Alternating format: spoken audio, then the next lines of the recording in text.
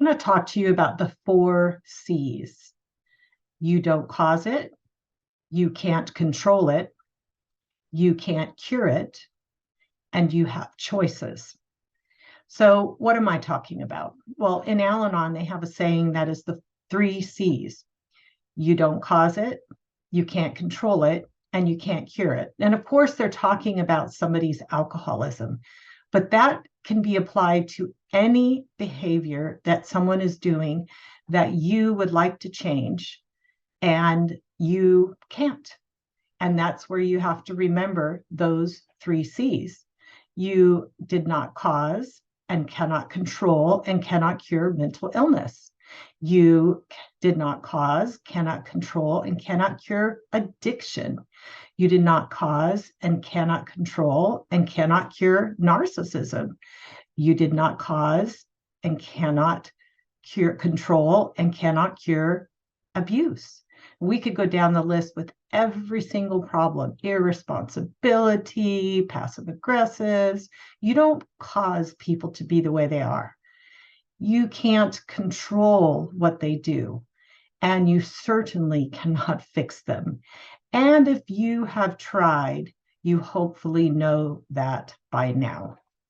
But if you believe that you caused it, then it's your fault. And you have to try to control it or fix it. And you certainly have to try to cure it. But if you recognize it is not your fault, you do not cause other people to do what they do. You are not causing them to choose their behavior. Let me ask you a very thought-provoking question. If you could control their behavior, if you could make them do what you wanted them to do, would they not be doing very different things? I think so. That right there is proof that you do not have control over them and you do not cause them to be how they are. So remember that. And you don't have a magic wand to just put over them and wave it to where they're instantly cured. Oh, we would like that.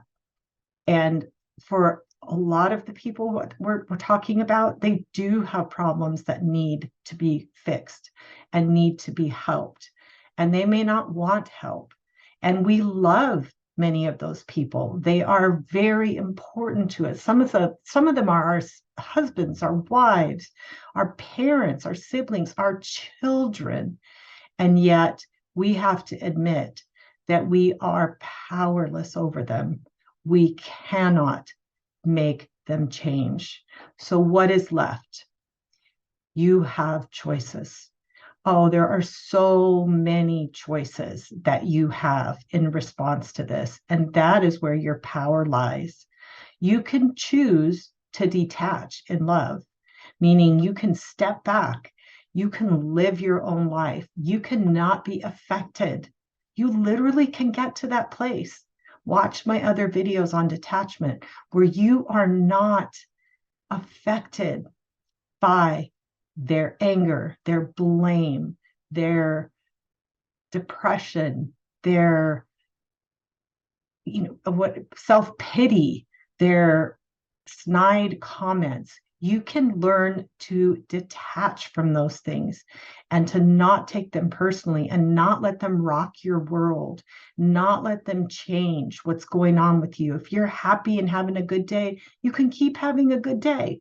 If you are going to do something, you can go continue to do that and enjoy it and have your focus on that. You can choose to live your life now fully, regardless of what the other person chooses. You do not have to stop.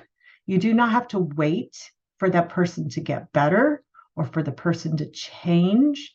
You can say to yourself, what would I be doing if this person did not have this problem? And then you can do it. You can pursue that.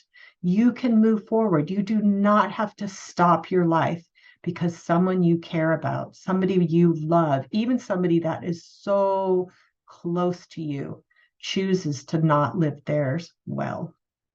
The next one is you can choose to nurture yourself. Nurture means to train and to nourish. You can nourish yourself. You can train or teach yourself and grow. That's what you're doing by watching this video.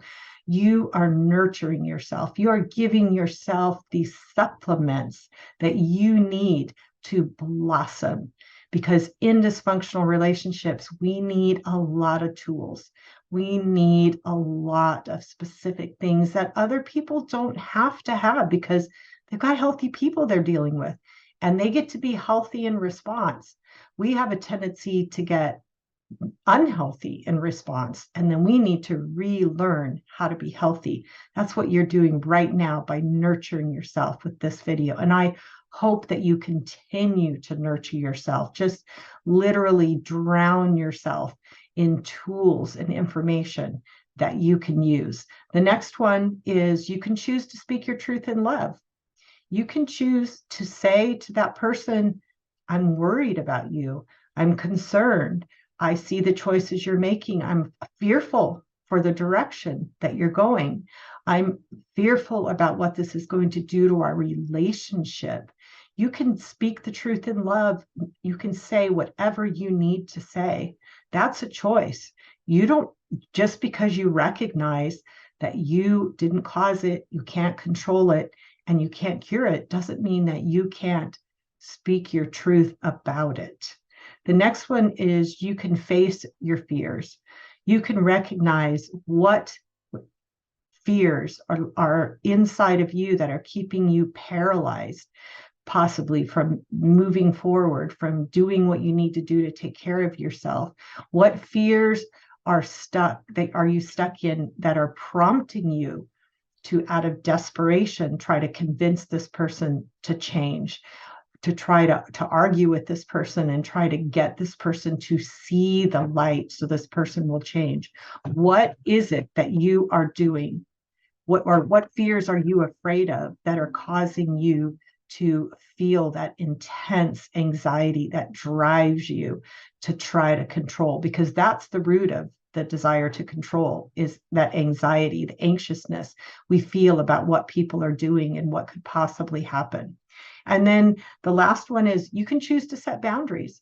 Boundaries protect you and they influence the other person. So you can choose to set boundaries that you know are right in the circumstance. You can choose to set boundaries that will protect you from suffering further harm, from getting involved in ways that are not healthy for you, for choosing how you're going to respond with the choices that the other person is making. These are all things that you get to choose to do. So when you recognize that, even though you have to admit that you didn't cause it being the other person's problem, I'm assuming that you know that at this point, whatever it is that the person is doing that you are consumed with trying to change or desperately want to change, that you didn't cause that, you can't cure it, or you can't control it, and you can't cure it. But you do have choices about how to respond to it. So I hope that you will take the time to go to my website and check out all of my resources and watch more of my videos on my YouTube channel. And I hope that if you have questions that you know, that you can email me at carla@changemyrelationship.com with any question and suggestions for videos. So I hope that you'll also check out this book, Change My Relationship, 365 Daily Devotions for Christians in Difficult Relationships. It gives you 365 devotions that are similar to this, the 4 C's, that you can pick up tools from, and you can pick up principles that you can use and apply in your difficult relationships. And the scriptures that I think of when I think of this is Proverbs 19:3. A person's own folly leads to their ruin, yet their heart rages against the Lord. And then I add in there, and others, because their heart also rages against you. And James 1:14-15, that tells us, but each person is tempted when they are dragged away by their own evil desire and enticed. Then, after desire has conceived, it gives birth to sin, and sin, when it is full blown, gives birth to death. So people are responsible for their own choices. We are not.